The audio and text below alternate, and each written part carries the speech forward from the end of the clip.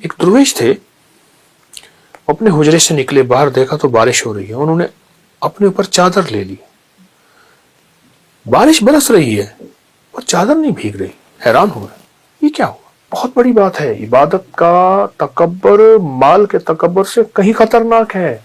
اس نے ہماری زندگی کو بیماریوں میں، سخت ترین بیماری مبتلا کی ہے، اور اپنی زندگی کو سادہ غذاؤں کی طرف مائل کرتے جائیں۔ آپ کہیں گے کہ آپ کی جسم کی 80% نہیں 90% بیماریاں صرف اس کھانے سے، اس کا معمول بنائیں اور ضرور کھائیں۔ السلام علیکم ورحمۃ اللہ وبرکاتہ۔ 28واں روزہ اور 28ویں روزے کی ساعتیں، راتیں، صبح، شامیں، می برس رہا ہے، بارش ہو رہی ہے۔ ایک درویش تھے، اپنے حجرے سے نکلے، باہر دیکھا تو بارش ہو رہی ہے، انہوں نے اپنے اوپر چادر لے لی، بارش برس رہی ہے اور چادر نہیں بھیگ رہی، حیران ہو گئے یہ کیا ہوا؟ میرے دل میں احساس ہے اس کی رحمت کی، اس کی عطا کی، اس کے کرم اور اس کے فضل کی بارش، اور واقعتاً ایسا ہے۔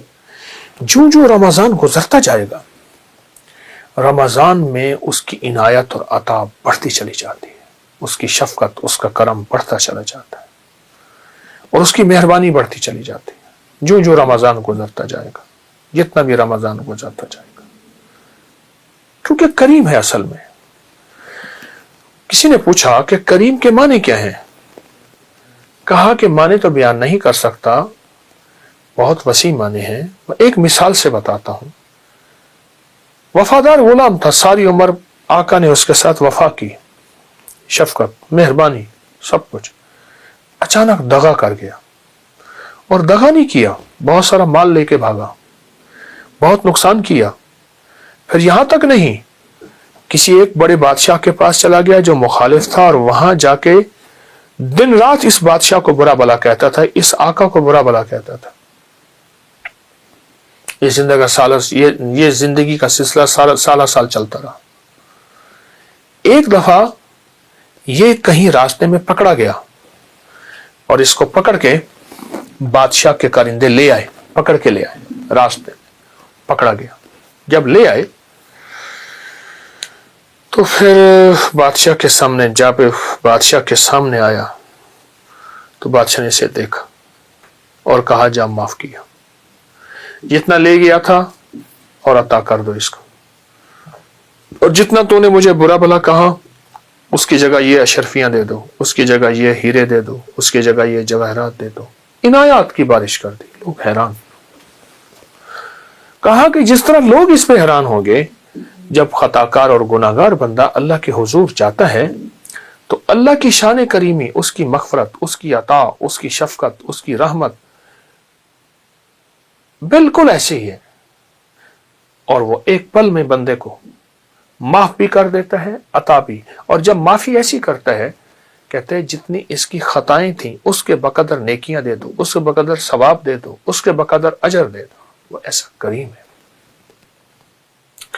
فرض کہ ایک بہت بڑا شاعر تھا، وہ اور خواجہ حسن بصری رحمت اللہ علیہ ایک جنازے میں تھے، تو کسی نے ایسے زور سے بول مارا، ایک بدترین شخص اس جنازے میں ہے، ایک بہترین شخص اس جنازے میں ہے۔ فرزدق نے نا ایسے خواجہ حسن بصری کی طرف دیکھا اور پوچھا شیخ اس بول کو سنا آپ نے؟ کہا سنا۔ تو پھر بتائیں کہ کون بدترین ہے، کون بہترین ہے؟ میں اللہ ہی جانے، میں نے پہچان لی ہے، آپ بہترین ہیں اور میں بدترین ہوں۔ بس ایک چھوٹی سی یہ بات ہوئی، جنازہ ہوا، زندگی کے دن رات گزرے، خواجہ حسن بصری بھی اللہ کے حضور چلے گئے، اور فرش تک بھی فوت ہو گیا۔ فرزق سے کسی نے پوچھا بعد از وصال کیا بنا؟ کہ میں ہانپتا کانپتا ساری عمر زندگی غفلت کی گزاری، اللہ کے حضور گیا تو اللہ نے کہا او بوڑھے کافر بدکار، کیا لایا؟ کچھ نہیں، میں سمجھ گیا کہ بس اب مجھے ہمیشہ کی جہنم کی مہر لگ جائے گی، اور میں تیرا ایک عمل ہمارے پاس ہے۔ میں حیران ہوا، تجھے یاد ہے بصرہ میں فلاں جگہ تو نے ایک جنازے میں میرے نیک بندے کو اچھا کہا تھا, میرے دوست کو اچھا کہا تھا, اور خود کو برا کہا تھا.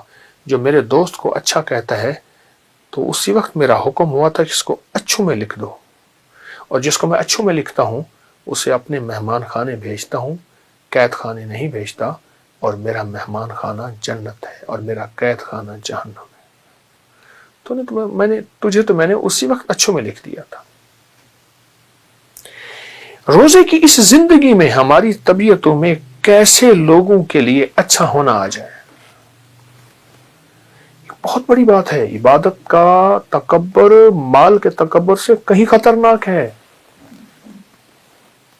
عبادت کا تکبر مال کے تکبر سے کہیں خطرناک ہے. عبادت کر لی, 28واں روزہ ہے اور باقی 2 روزے باقی ہیں. اب آپ نے آپ کو سنبھالنا اور سمیٹنا شروع کریں. اس کا تجربہ یہ ہوا, اس نے کہ جی یہ اسٹیشن گزرا ہے, اگلا اسٹیشن ہمارا آ رہا ہے, ہم سامان اٹھانا شروع کر دیتے ہیں, اپنے آپ کو سنبھالنا سمیٹنا شروع کر دیتے ہیں. ابھی رمضان ختم ہونے والا ہے. اس ختم ہوتے رمضان میں اپنی عبادات کی گٹھڑی کو سمیٹنا کیسے ہے, سنبھالنا کیسے ہے؟ کہیں تکبر, کہیں غرور, کہیں نخوت, کہیں نفرت, کہیں کسی کے لیے ایسا سوچنا کہ اس کی مغفرت نہیں ہوگی, یہ کافر ہے اور یہ یوں ہے, اور میں نہیں. زاہد نگاہ کم سے کسی رند کو نہ دیکھ, کہ جانے کہ اس کریم کو تو ہے کہ وہ پسند. تو اس کی مشق کرنی ہے بہت زیادہ. یہ روزے کا حصہ ہے اور یہ روزے کو بچانے والی ڈھال ہے, اور اس سے روزہ بچے گا, اس سے روزے کی کفالت ہوگی, اس سے اللہ کی مدد آئے گی. اور پھر اللہ کا وعدہ بھی ہے, من تواضع للہ, جو اللہ کے لیے اپنے آپ کو چھوٹا بنا لیتے ہیں, اللہ کہتا ہے میرا وعدہ ہے میں اسے بڑا بنا کے دکھاؤں گا. اللہ اس کو عزت, اللہ وسعت, اللہ برکت, اللہ اس کو بڑا بنائے گا. تو یہ آج کا ہمارا سبق ہے. ایک اور چیز بھی ذرا ذہن نشین رہے, اور ایک اور چیز بھی اپنی زندگی میں شامل کر لیں. ایک تو یہ سبق شامل کر لیا انشاءاللہ, اور یہ ہر عبادت کے بعد, اس لیے فرمایا عمل سے پہلے استغفار, عمل کے درمیان استغفار, اور عمل کے بعد تو لازم استغفار. لازم ہماری طبیعتوں میں عمل کے بعد استغفار ہو, توبہ ہو, ندامت ہو, استغفار ہو, توبہ ہو, ندامت ہو, عمل کے بعد. ایک چیز اور ہے, وہ ضرور اپنے زندگی میں شامل کریں. اپنی زندگی میں نا گوشت کم کرتے جائیں, سبزیاں, کچی سبزیاں, سلاد, اس پہ کالی مرچ, ہلکا نمک, ورنہ صرف کالی مرچ شامل کریں. گوشت نے ہماری زندگی کو بیماریوں میں, سخت ترین بیماری مبتلا کی ہے, اور اپنی زندگی کو سادہ غذاؤں کی طرف مائل کرتے جائیں. اپنی سادہ غذاؤں کی طرف اپنی طبیعت کو مائل کریں. سلاد اور وہ سبزیاں جو بالکل سستی ہوں, بالکل سستی, ان سبزیوں کو کھانے کے طور پہ کھائیں. ان سبزیوں سے اتنا کھائیں پیٹ بھر جائے, بالکل سبزیاں سستی ہوں, پیٹ بھر جائے. آپ کہیں گے کہ آپ کی جسم کی 80% نہیں 90% بیماریاں صرف اس کھانے سے, اس کا معمول بنائیں اور ضرور کھائیں. کبھی سوچا آپ نے کہ روزے کے دوران بھی بیماریاں ہوں, روزے کے دوران بھی اٹیک ہوں, اور روزے کے درمیان بھی تکلیفیں ہوں؟ معلوم ہوا کہ روزے کے مقصد کو ہم نے نہیں سمجھا, روزے کے فلسفے کو نہیں سمجھا, روزے میں اللہ کی چاہت کو نہیں سمجھا. میرا اللہ چاہتا کیا ہے, میری اللہ کی چاہت کیا ہے, ہم نے سمجھا ہی نہیں. ہمارا قصور ہے, ہماری غلطی ہے. تو جہاں اپنی چھوٹائی کا دل میں گمان ہو کہ میں کچھ نہیں, تیری کریمی سے سب کچھ ہوا, وہاں اپنی اس صحت کا بھی احساس ہو کہ میں صحت مند رہوں گا تو عبادت کر سکوں گا. بیمار کچھ نہیں کر سکتا, نہ دین کا نہ دنیا کا. بیمار نہ دین کا نہ دنیا کا.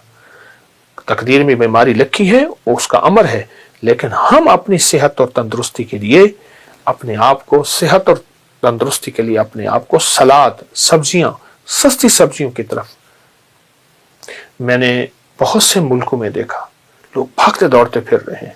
میں نے پوچھا اس کی وجہ کیا ہے, کہا سبزیاں کھاتے ہیں, سبزیاں کھاتے ہیں اور کچی سبزیاں کھاتے ہیں. تو ضرور یہ ٹوٹکا بھی اپنی زندگی میں شامل کیجیے گا. انشاءاللہ تعالی اللہ کے ہاں اس نیت سے کریں گے تو اس پہ بھی اجر ملے گا، اس پہ بھی ثواب ملے گا۔ جزاک اللہ، السلام علیکم۔